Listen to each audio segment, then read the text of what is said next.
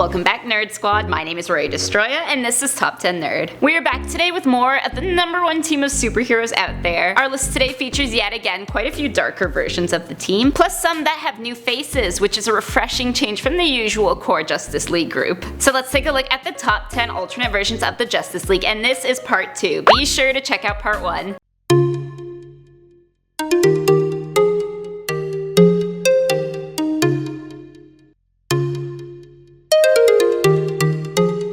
In the number 10 spot, we have the Bizarro League. This league is exactly what it sounds like, the Bizarro version of the Justice League, which in and of itself is pretty entertaining. The team started in the Silver Age, where Bizarro stole Lex Luthor's duplicator ray and made himself an army of bizarre versions of the Justice League, such as Bat-Zaro and Bizarro Aquaman. Some may say Aquaman is pretty bizarro already. Sorry, it's just too easy to pick on this guy. Later on, Bizarro gained the ability to produce his own Bizarros independently. Bizarros for everyone.